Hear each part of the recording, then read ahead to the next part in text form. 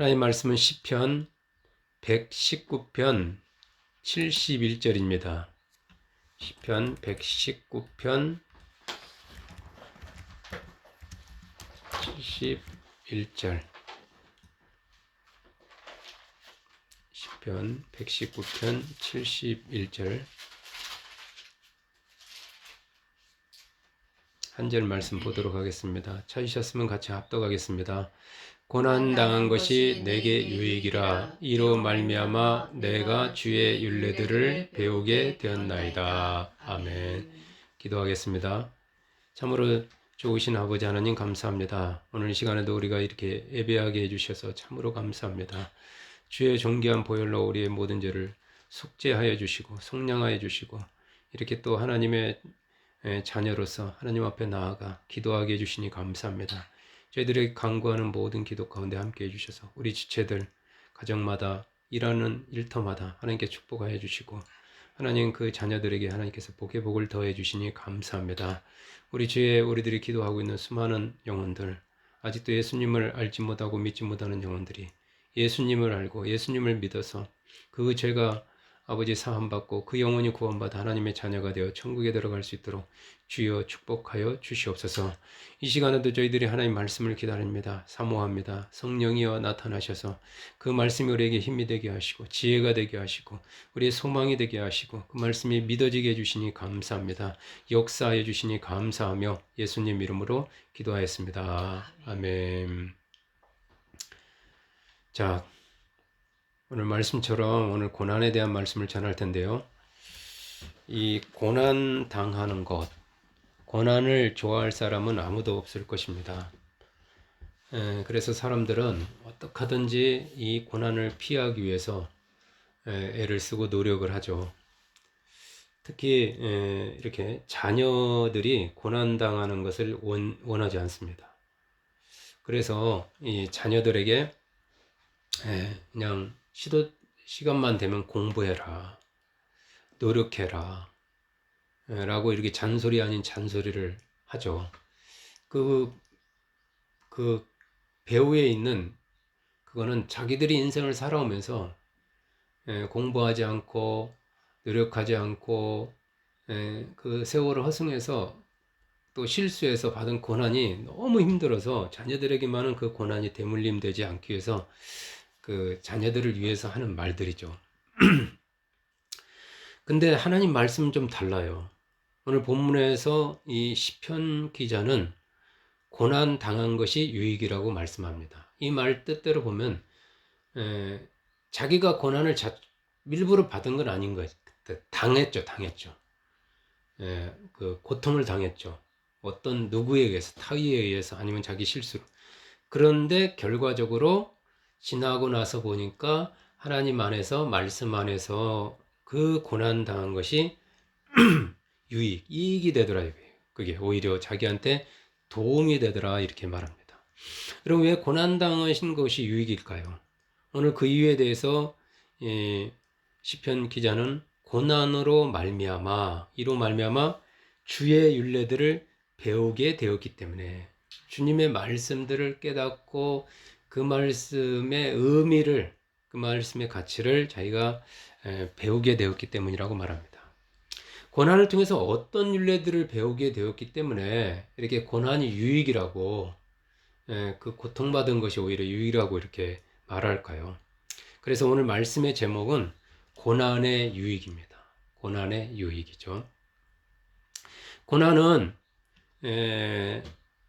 그 사전적 의미는 영혼과 육신의, 우리 인생 가운데 우리 삶을 영혼과 육신이라고 하면 영혼과 육신, 마음의, 심령에 임하는 여러 가지 그 고통과 괴로움을 의미합니다. 우리가 받는 고통과 괴로움을 의미합니다. 이 고난의 의미를 인생에 그대로 적용해 보면은 고난 아닌 인생이 아무도 없다는 것을 알 수가 있어요. 왜냐하면 이 땅에 사는 동안 고통 없는 영혼과 육신이 없거든요. 아이들 어릴 때도 고통을 느끼거든요. 그 육신이 배고픔의 고통, 외로움의 고통, 감정적, 정서적, 육체적 여러 가지 그런 고통을 시도 때도 없이 수시로 하루도 고통 없이 잠 못 자는 고통 뭐 또 이렇게 안 겪는 사람이 없거든요. 안 겪는 때가 없어요. 따라서 인생은 그런 고난의 연속이다. 예. 그걸 우리는 큰 것만 이렇게 인생 가운데 굵직굵직한 것만 기억하고 있어서 그렇지, 예, 그냥 고통과 어려움, 고통과 괴로움, 어려움을 이렇게 고난이라고 정의한다면 항시 있었어요. 그런데 이러한 고난이 우리 인생의 유익이 되고 그 어떤 가치 있는 것이 되려면 고난을 통해서 무언가를 배울 때입니다. 아이들이 이렇게 전기에다가 젓가락으로 집어넣어서 엄청난 고통과 그 충격을 받죠. 그걸 통해서 이게 불이 여기다 이걸 하면 안 되는구나. 이걸 배울 때 그게 유익이 되죠. 고난을 통해서 무언가를 깨달을 때 비로소 그 고난이 우리의 인생에 유익이 될 수 있다는 거죠. 고난을 통해 아무것도 배운 것이 없다면 그냥 고난은 그때뿐이야 하고 해서 지나가 버렸다면 그 고난은 아무 의미가 없습니다. 자, 우리는 고난을 통해서 무엇을 배울까요? 여러 가지를 배웁니다. 사실은 고난을 통해서 인내와 겸손과 사랑을 배울 수 있고 긍휼을 배울 수 있고요. 또 그리고 고난을 통과하면서 감사도 배우면서 또 다른 사람에 대한 이해력, 그게 력이라고 제가 그러잖아요. 이해력, 포용력, 이게 다 어떤 다르거든요. 이해할 수 있는 정도, 다른 사람을 이해하고 배려하고 또 포용하고 품을 수 있는 그런 능력들이 커지게 됩니다. 사실 고난을 닥지 않으면 그런 것들이 길러지질 않아요.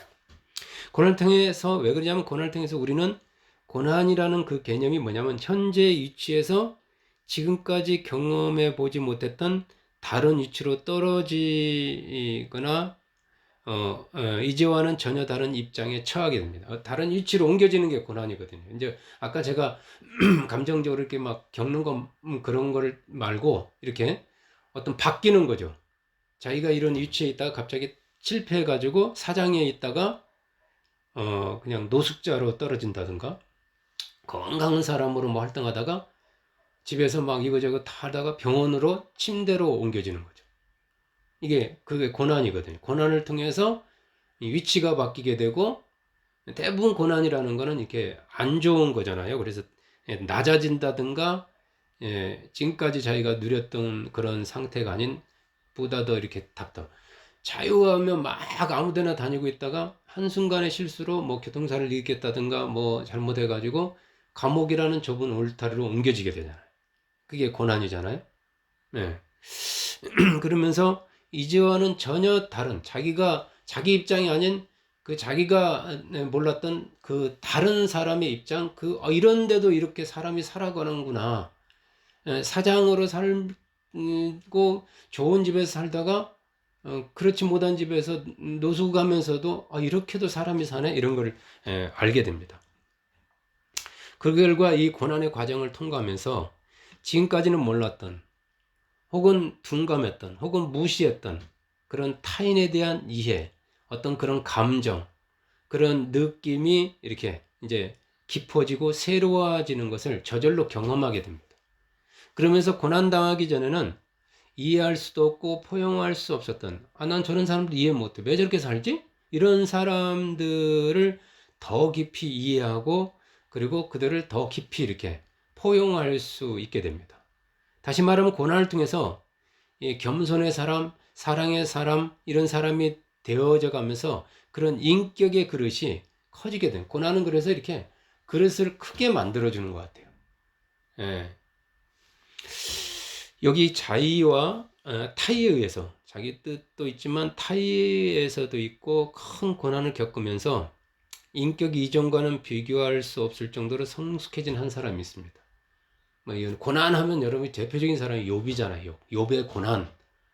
그가 부자였다가 막 이렇게 변하는 거. 근데 저는 이제 다른 사람을 가지고 좀 더 은혜를 나누려고 하는데 바로 지난주에도 등장했던 둘째 아들입니다. 둘째 아들. 우리가 알고 탕자죠. 아버지로부터 엄청난 재산을 미리 상속받은 이 부잣집 둘째 아들이 자국이 아닌 먼 나라에 가서 제가 살 때는 술과 도박, 뭐 어떤 뭐 여자, 뭐 돈 있으면 다 그런 거잖아요. 여자 등으로 가지고 있던 그런 재산을 막 흥청망청하면서 다 탕진하게 되면서 이제까지 그의 인생 가운데 단 한 번도 겪어보지 못한 극심한 고난을 겪게 됩니다. 그가 먹고 살기 위해서 그가 한 일은 그 돼지들에서 돼지를 치는 일이에요. 돼지치기죠. 돼지치기. 저도 돼지를 쳐본 적은 없지만 이렇게 키우는 건 옆에서 봤거든요. 시골에서 잠깐 돼지를 쳐보는 걸 보긴 했지만 그걸 업으로 삼아보지는 않았거든요. 백정도 아니고 돼지를 잡는 일도 아니고 돼지를 치는 거잖아요. 그래 살아오면서 손에 물 한 방울 묻혀보지 않았던 이 부잣집 도련님이, 그것도 유대인입니다. 유대인이 돼지를 친다는 것은 말도 되지 않은 상황인 거예요. 사실은. 왜냐하면 이 돼지는 유대인들에게 가장 부정한 짐승 중 하나이기 때문에 그래요. 돼지를 뭐 지금 돼지를 먹는지 아마 안 먹는 걸로 제가 아는데, 돼지를 안 먹기도 하고 그 아주 부정하게 여기는데, 그렇게 부정한 혐오하는 짐승입니다. 따라서 유대인에게 돼지 치는 일은 가장 피하고 싶은 일 중에 하나일 겁니다. 또는 고통이죠. 형벌이죠.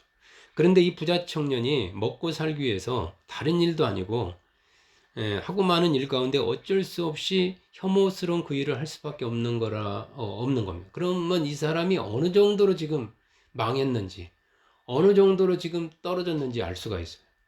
예, 예. 이 모든 일은 사실은 그 자신에게 주어진 그 축복을, 돈을 잘 관리를 제대로 하지 못해서 흥청망청 재산을 허비한 자신과, 아니면 또 그 뜻하지 않게 그때 마침 닥친 큰 기근 때문에 그렇습니다.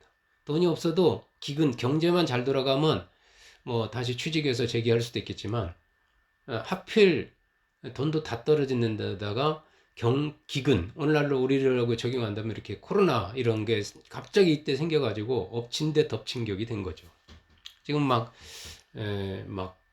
자영농들도 힘들지만 돈이 다 떨어져 가지고 지금 일자리가 없는 사람들은 더 힘듭니다, 사실은.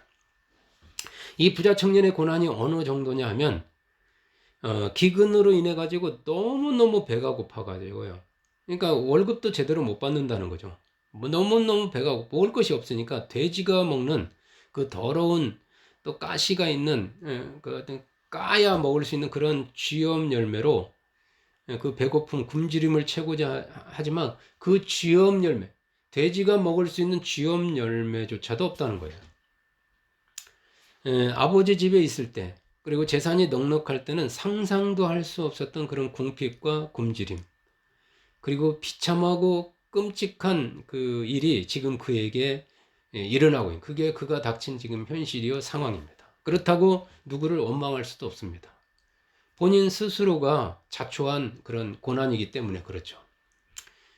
이러한 고난의 삶이 그에게 얼마나 오랫동안 계속되었는지 알 수 없지만, 그가 고난을 통해서 오늘 시편 기자처럼 그 고난 가운데 그는 큰 배움, 큰 가르침을 얻습니다. 성경 한번 찾아볼까요? 누가복음 15장 17절입니다. 누가복음 15장 17절.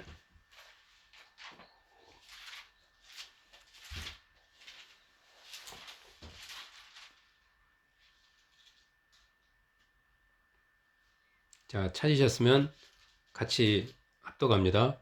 이에 스스로 돌이켜 이르되 내 아버지에게는 양식이 풍족한 품꾼이 얼마나 많은가, 나는 여기서 줄여 죽는구나.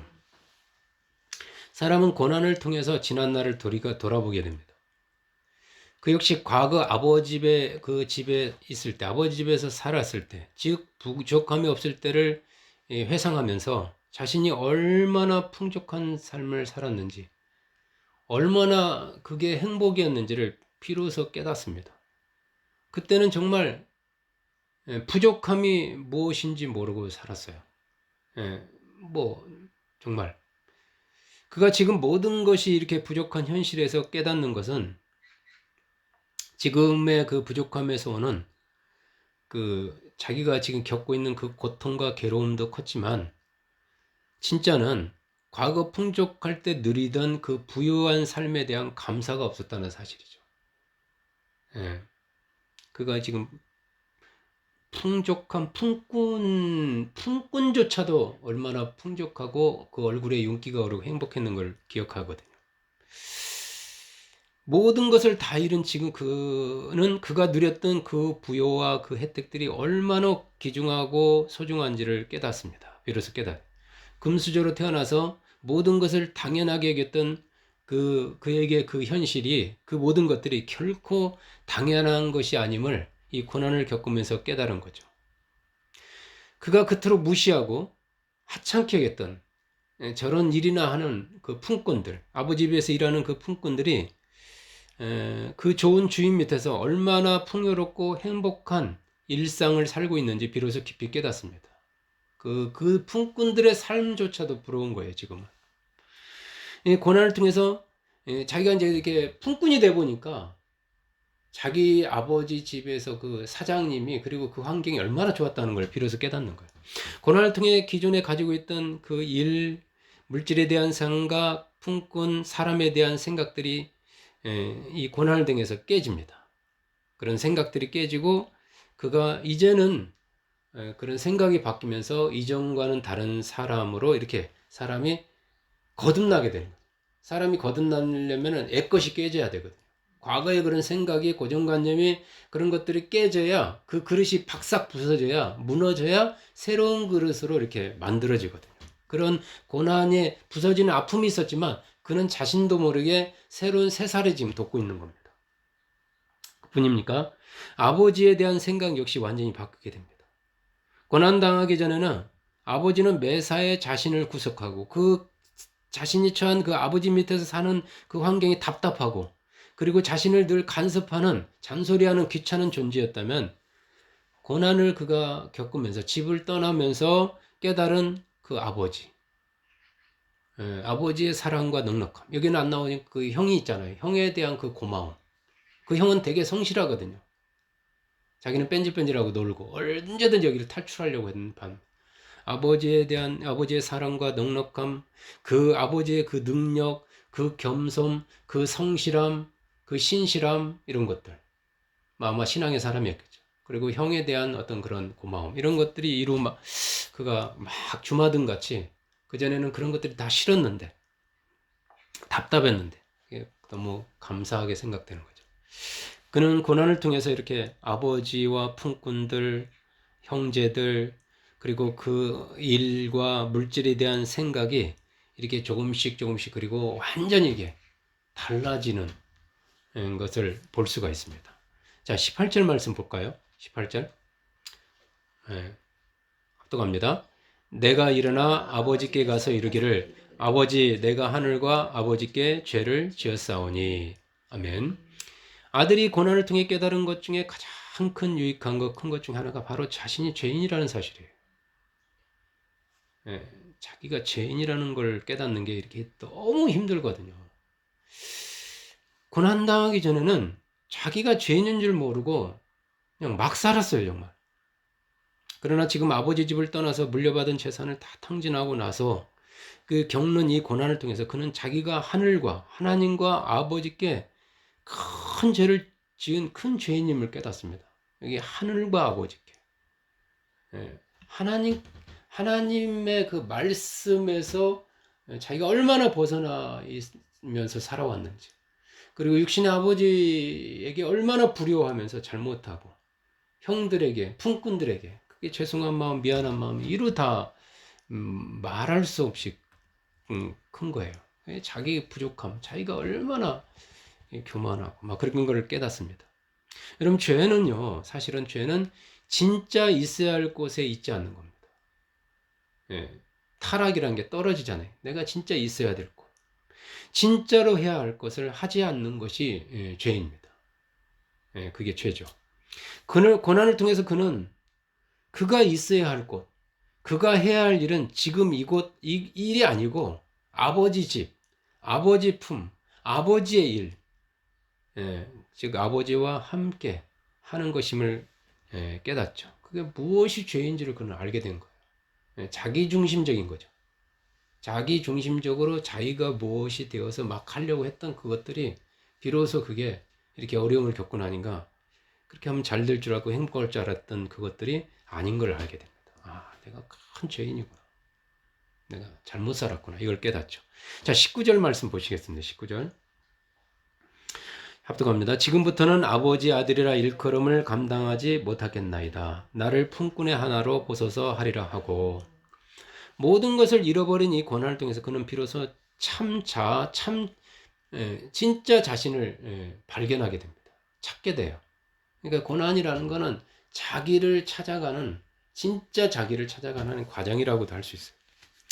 바닥에 내려가서야 비로소 그는 지금까지 그를 덮고 있었던 가리고 있었던 그 체면 그리고 가리고 있었던 가면 포장했던 그 자기를 이렇게 감싸고 있던 우리가 아는 나뭇잎 옷 그를 가리고 있던 모든 것들이 자기를 직면하게 진실을 직면하면서 그 모든 것들을 가리고 있던 것들이 무엇인지 그 가면이 무엇인지 그거를 비록 타이어 있지만 다 벗게 돼요. 적나라한 그 벌거벗은 모습 이 모습 이대로의 모습으로 이렇게 그는 서게 됩니다. 다 그것들은 포장되어 있던 거죠. 다 그냥 지식이 됐든 뭐가 됐든 다 그를 감싸고 껍데기 가짜들이었죠. 고난을 통해서 지금까지 그를 가르며 포장해 주었던 그 아버지의 아들이라는 특권의식. 나는 아버지의 아들이야. 잘난 아들이야. 그런 특권의식이죠. 특권의식. 나는 택함을 받았고 너희는 버림을 받았다는 너희는 저주를 받았다는 선민의식. 자기가 지금 저주받은 그 삶에 가보니까 그게 아니더라고요. 사람 누구나 그렇게 될 수 있는데 뭐 태어날 때부터 그렇게 한 게 뭐 그런 사람이 없는데 그런 선민의식 등 그런 모든 것들이 그 율법에서 오는 것부터 해가지고 모든 것들이 깨지고 부서지면서 그런 것들을 다 내려놓습니다. 아버지 아들이라는 이 모든 것들 타이틀 어떤 스펙들 이런 것들을 다 내려놓게 돼요. 지금까지 그를 사람들로부터 대우받았던 거 인정받았던 돈 그 부잣집 아들이라는 그런 것들이 아무 부질이 없었던 거예요. 그냥 뭐 사람들이 돈 때문에 굽실거렸던 거죠. 사실은 돈이 없어져 보니까 돼지하고 지내 보니까 자기가 돼지와 같아져 보니까 바닥에 가서 쥐엄 열매로 같이 군지러 보니까 비로소 알게 된 게 다 껍데기였던 거구나. 먹고 노는 것을 좋아하던 그가 이 지금 고난을 통해서 비로소 참 일꾼이 됩니다. 일에 대한 것들의 생각이 달라지는 거예요. 이 일은 하면 안 되고 저 일은 안 되고 막 이런 것들에 대한 그 일에 대한 것들이 다 달라지게 됩니다. 그는 아버지 집에서 먹고 노는 아들이 아닌 제대로 된 이제부터 남은 인생은 그 제대로 정말 마음에서 정말 좋아서 하는 그런 품꾼 중 하나가 되기로 결심합니다. 그 정말 달라지는 거죠. 뭐 남편이 내가 정말 못된 남편이었구나, 못된 아내였구나, 못된 자식이었구나, 못된 아버지였구나, 못된 목사였구나, 못된 사모였구나, 못된 집사였구나 내가. 이런 것을 알면서 정말 내가 돌아가면 이제 제대로 된 그런 사람이 돼야지 이렇게 결심합니다. 아버지 집에서 정말 제대로 된 품꾼이 되어가지고 양의 젖을 짜더라도 그 양이 주는 그 고마움, 그 고마움을 느끼면서 젖을 짜고 그 양의 털을 깎을 때도 짜증나고 귀찮아서 깎는 게 아니라 정말 감사한 마음으로 양털을 깎고 그 포도나무 하나를 돌보고 약을 치고 뭘 하더라도 너무 그 귀하게 여기면서 이 나무에 대한 소중함 이런 거를 돌보는 일이 대하는 자세가 달라지죠. 얼마나 행복하고 그리고 이게 얼마나 귀한 것인지 이 모든 것들이 하나님 축복이구나 이렇게 그는 그 모든 것들을 돈을 잃고 더러운 돼지를 치는 그 고난을 통해서 그 어려움을 통해서 고통을 통해서 그는 깨닫는 거예요. 그리고 땀을 흘리고 그렇게 하루 종일 더운 데서 그런 곳에서 땀을 흘리면서 그 먹는 밥 한 끼, 그 땀 한 방울의 그런 그것이 얼마나 귀하고 소중한 것인지를 비로소 그 노동의 즐거움, 일하는 것의 즐거움, 일할 수 있다는 거, 이거 것이 얼마나 귀하고 가치 있는 것인지를 그는 이렇게 모든 걸 잃고 나서 비로소 깨닫게 돼요. 모든 것을 잃어버린 이 고난은 부잣집 둘째 아들에게 그가 몰랐던, 그가 미처 보지 못했던 또 다른 세계, 또 다른 그 가치들을 그가 가치 없다고 여겼던 이것들을 그는 가치관이 바뀌게 되거든요. 아니, 이게 그가 가치가 없던 것이 가치가 있고, 가치가 있었던 정말 막 추구하던 것이 가치가 없던 가짜와 진짜가 이게 완전히 바뀌어 버리게 됩니다. 아마도 아들보다 먼저 수많은 고난을 통해서, 그 고난을 통해서 배우고 고난을 통해서 깨달았던 그 아버지, 그 고난의 큰 유익을 알았던 이 현명한 아버지는 그랬기에 자기도 그런 고난이라는 그 과정을 통해서 이 모든 걸 배웠고, 고난을 통해서 하나님을 알았고, 고난을 통해서 여기까지 오게 된 그 아버지는 그랬기에 아들이 재산을 달라고 했을 때 망설이지 않고 선뜻 내어 주었는지도 모릅니다. 자기가 그걸 이 안에서는, 자기 밑에서는, 이 부유한 삶을 통해서는 그는 될 수가 없거든요. 바뀔 수가 없거든요. 그래서 아마 달라고 했을 때 내주었는 것 같아요. 자기도 그랬거든요. 자, 15장 24절, 누가복음 15장 24절 말씀 보시겠습니다. 우리 같이 합독할까요? 15장 24절. 이 내 아들은 죽었다가 다시 살아났으며 내가 잃었다가 다시 얻었노라 하니 그들이 즐거워하더라. 고난을 통해서 보이는 재산을 다 먹었지만, 아버지에게 엄청난 재산의 손실을 가져왔지만 진짜 배워야 할 것, 그것을 제대로 배우고 돌아온 이 더러운 돼지 냄새로 악취가 나요. 지금 아들이 몸에서는 지금 돼지를 치다 왔으니까 그 똥 냄새, 돼지 냄새로 온몸에서, 유대인들은 그 돼지 자체를 싫어하거든요. 악취가 나고 너무 먹지 못해가지고 굶주려가지고 막 빼빼 마르고 옷은 막 누더지가 되고, 거기서부터 상거가 걸어왔으니 얼마나 힘들었겠어요. 그 빼빼 마른 이 아들의 목을 아버지가 아니면 할 수가 없어요. 누가 그 목을 안겠어요? 그 냄새나는, 돼지 냄새나는 아들의 목을. 그 입에 누가 입을 맞추겠습니까? 자기 돈을 다 망가뜨렸는데. 큰아들은 그렇게 안 했거든요. 그 입을 맞추고, 그 아들에게 입을 맞추고 살찐 송아지를 잡아서 잔치를 벌인 아버지가 이 종들에게 왜 그런지를, 이 종들에게 한 말 속에 그 아버지의 속마음, 아버지의 그 깊은 뜻이 다 들어있어요. 내 아들은 죽었다가 다시 살아났다. 내가 잃었다가 다시 얻었다. 내가 얻은 아들, 다시 산 아들, 거듭난 아들. 진짜 나는 진짜 오늘 진짜 아들을 얻은 거다. 이것이 바로 고난을 통해서 진짜를 배우기를 원하는 부모의 마음이요, 하나님 아버지의 마음입니다. 어떤 징계, 너 벌 받아, 막 이게 아니죠. 진짜 아버지가, 하나님 아버지가, 하나님 어디 계세요? 왜 나한테 이런 고난을 주세요? 하는데 아버지가 그 아픔 가운데서도 내가 알기를 원하는, 배우기를 원하는, 거듭나기를, 죽기를 원하는, 죽어야 될 것이 죽어야 되고 살아나야 할 것이 살아나기를, 잃어버릴 건 잃어버리고, 잃어버리지만 다시 얻어야 될 걸 얻기를, 배우기를 원하는 게 아버지의 마음인 것 같아요.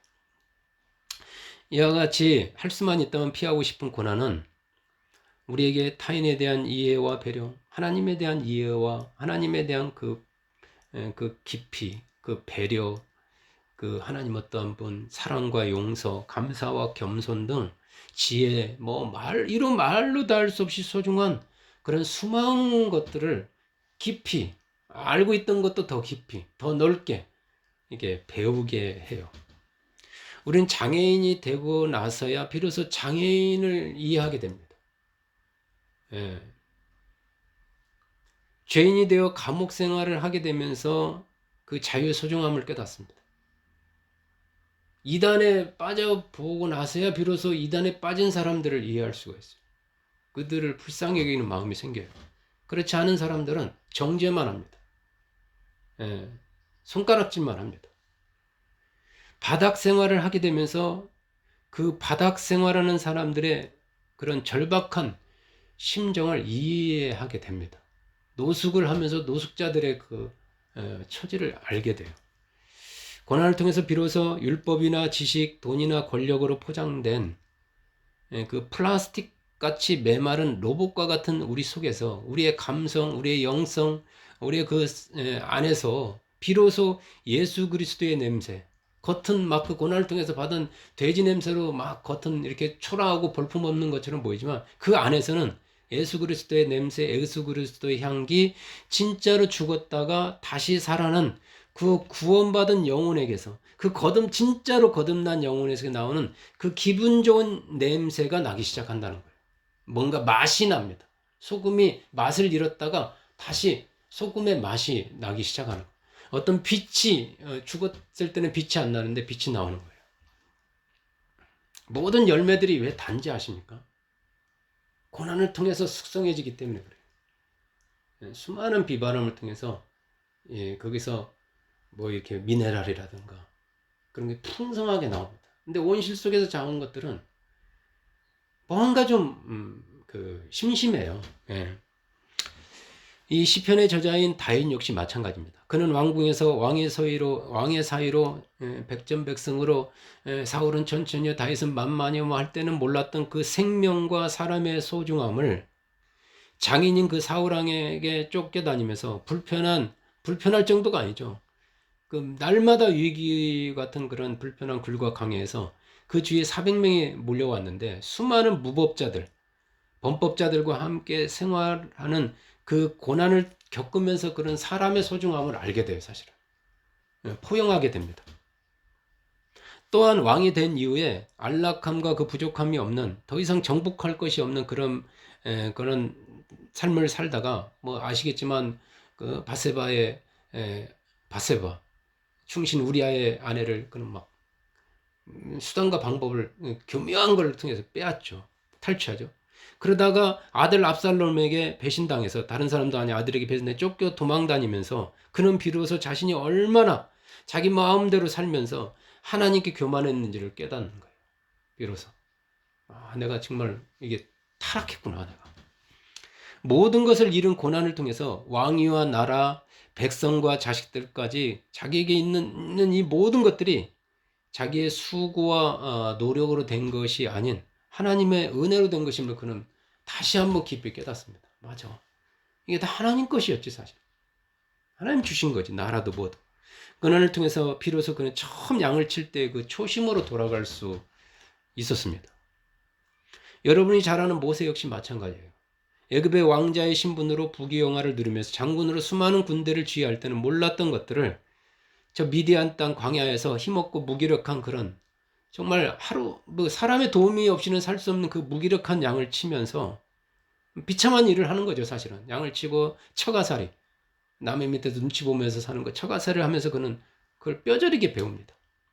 진정한 평안, 감사, 겸손과 함께 동족의 아픔을 전에 40살이 때 동족을 해방시킬 때는 그런 아픔을 못 느꼈어요. 그냥 내가 내 가진 힘으로 할 수 있겠지. 그렇게 생각했던 거예요.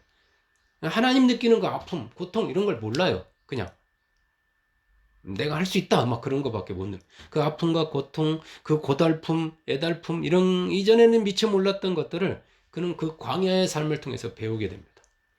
80노인이 되어서 모든 것을 잃고 나서야 자신이 얼마나 무기력한 존재인지를 알게 됩니다. 자기가 정말 그 어릴 때 죽을 뻔했던 자기가 그 어머니와 누이의 도움으로 그렇게 살아난 거거든요, 사실은. 그냥 떠내려가는 그 갈대상자에서. 그는 자신이 가진 힘과 권력으로 백성들을 구원할 수 있다. 는 이런 자기의 그 생각이 그 분노, 의분 이런 생각, 그런 감정이 다 깨지면서 모든 구원과 능력이 하나님으로부터 나옴을 깨닫고 그 하나님의 존재에 대한 그 믿음, 그리고 그 존재하심에 대한 그 믿음, 그리고 그 능력, 그 신실하심, 그 사랑을 그는 사모하게 돼요. 내 방법이 아닌 하나님의 방법을 그는 이제 기다리는 사람으로 바뀌게 됩니다. 자, 로마서 5장 3절에서 4절 말씀 보시겠습니다. 로마서 5장 3절에서 4절.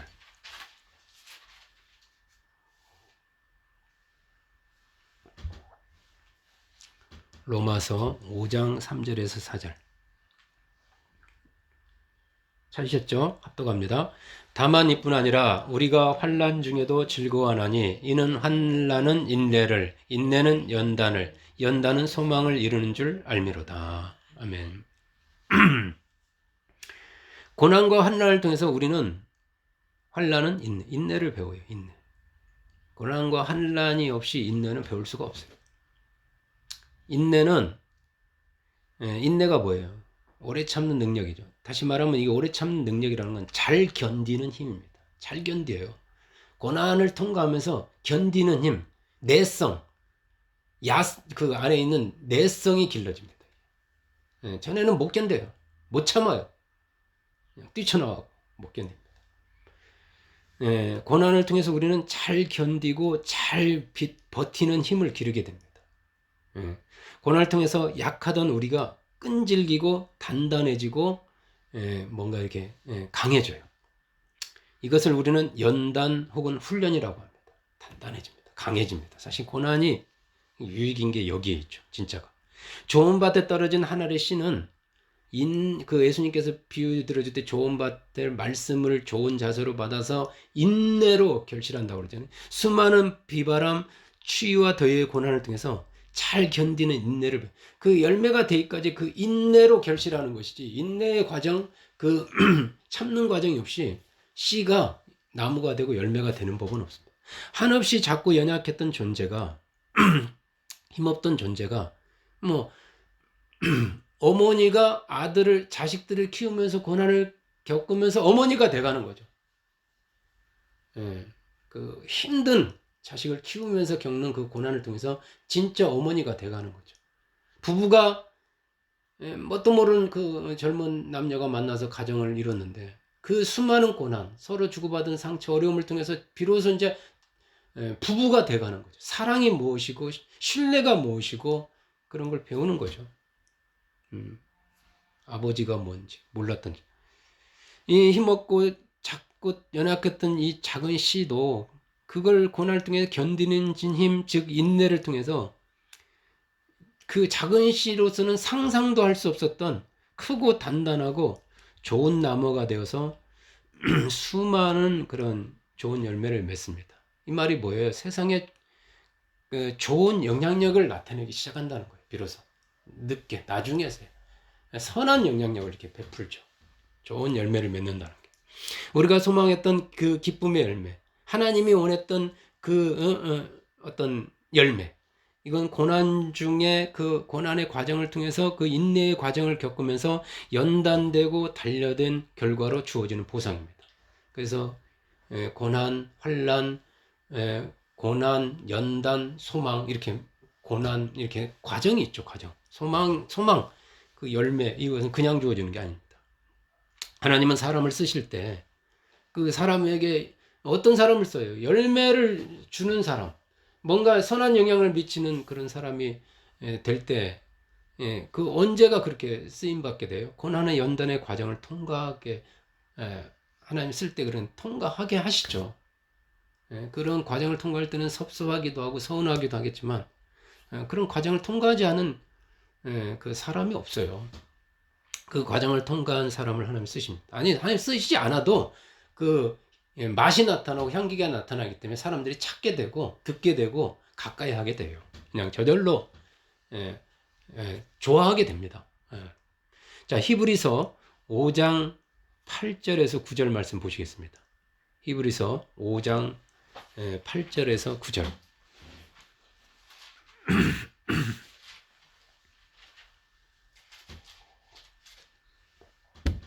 히브리서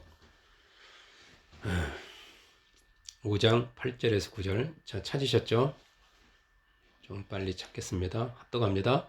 그가 아들이시면서도 받으신 고난으로 순종함을 배워서 온전하게 되셨은즉 자기에게 순종하는 모든 자에게 영원한 구원의 근원이 되시고. 아멘.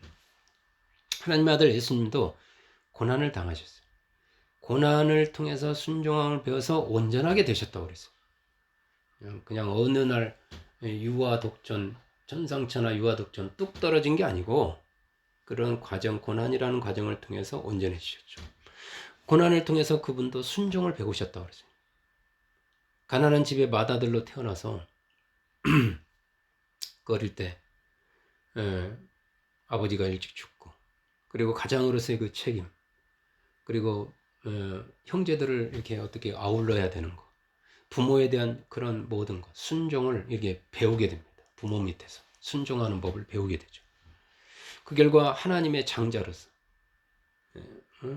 그 요셉 가문의 요셉 집의 장자였던 그가 이제는 하나님의 장자로서 그 하나님의 잃어버린 자녀들을 찾고자 하는 하늘 아버지의 그 심정, 하늘 아버지의 마음을 깨닫고 그들을 돌봐야 되는 아버지의 그런 마음도 깨닫고, 그래서 나중에는 그 하나님 뜻을 깨닫고 기꺼이 그 인류를 살리고자 하는 그 하나님의 뜻을 깨닫고 십자가의 고난에 쓴 잔을 장자로서, 맏아들로서 그 책임, 의무 이런 것들을 그가 그 쓴 잔을 기꺼이 이렇게 마시게 됩니다.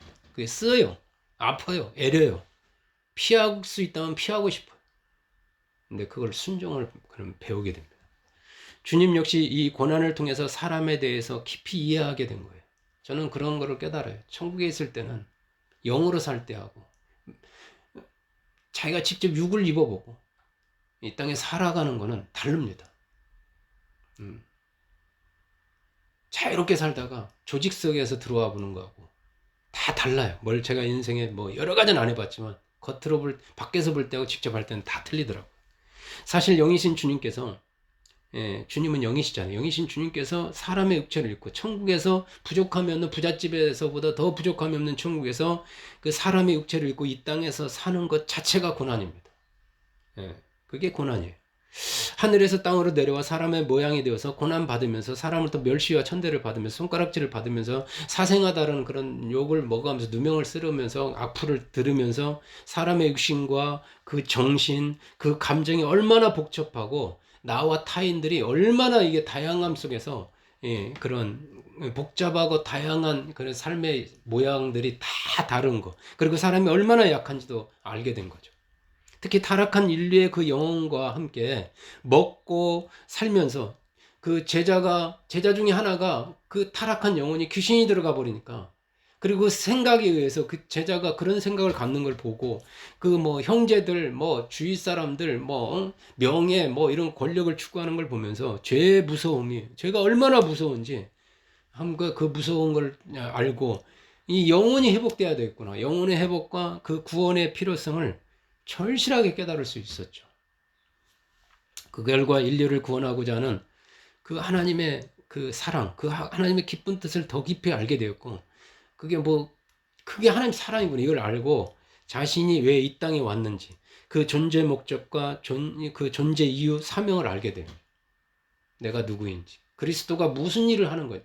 말 타고 황금말을 타고 예루살렘에 입성해서 힘으로 권세로 모세처럼 그렇게 하는 게 아니라는 걸 알게 됩니다. 그런 식으로는 인류가 그 영혼이 구원받는 게 아니라는 걸 알게 됩니다.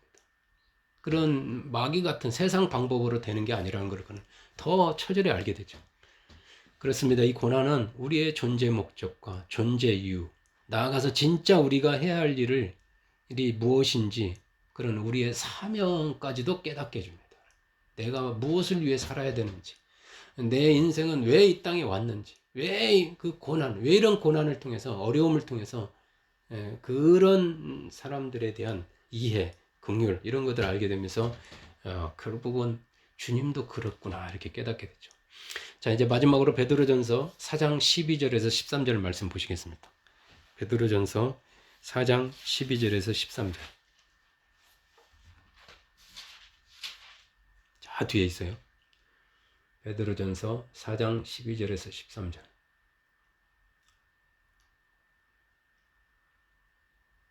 합독할까요? 사랑하는 자들아, 너희를 연단하려고 오는 불시험을 이상한 일 당한 것 같이 이상히 여기지 말고 오히려 너희가 그리스도의 고난에 참여하는 것으로 즐거워하라. 이는 그의 영광을 나타내실 때 너희로 즐거워하고 기뻐하게 하려 함이라. 예, 나중에 한 번 더 읽어보세요. 음미해 보세요. 오늘 설교 말씀 듣고. 오늘의 말씀의 결론입니다. 그리스도인으로서 아니면 일반인으로서 여러분에게 당하는 고난은 그 영광의 그릇이 되기 위한 불시험입니다. 그릇을 그냥 쓰는 법이 없어요. 불을 통과해야 됩니다. 단단해져야 됩니다. 그냥 쓰는 그릇이 없어요. 썩어버려요. 그냥 쓰면. 거기 있는 불순물을 빼내야 됩니다. 귀한 것일수록, 좋은 것에 쓰일수록 쉽게 부서지면 안 되거든요.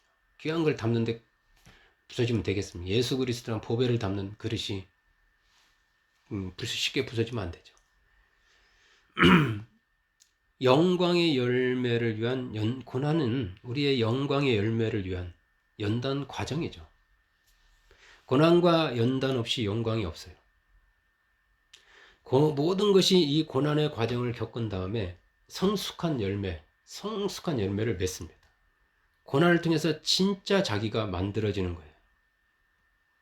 따라서 어떠한 형태의 고난을 당할지라도 슬퍼하며 낙심하면서 자신을 비참하게 여기고 부끄럽게 여기고 그러지 말라는 거죠. 도리어 기뻐하고 즐거워하라는 거예요. 예. 지금 어떤 처지, 어떤 형편이든 간에 그리스도 안에서 그리스도의 고난, 그리스도도 그런 고난을 겪었구나. 형태는 다르지만, 시대는 다르지만, 모양은 다르지만 결국은 같다 이 말이죠. 여러분, 고난 없이 사는 사람들을 부러워하지 마시기 바랍니다. 고난 가운데로 밀어넣은 자신과 타인을 원망하지 마시기 바랍니다.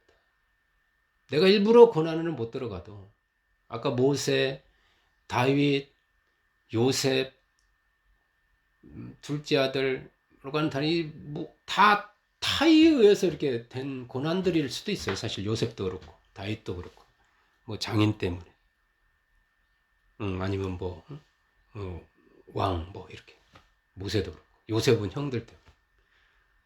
근데 그런 거를 통해서 원망하고 자기를 부끄럽게 여기고 창피하게 여기고 비참한 것에 대해서 가난한 것에 대해서 그렇게 여기지 마시기 바랍니다.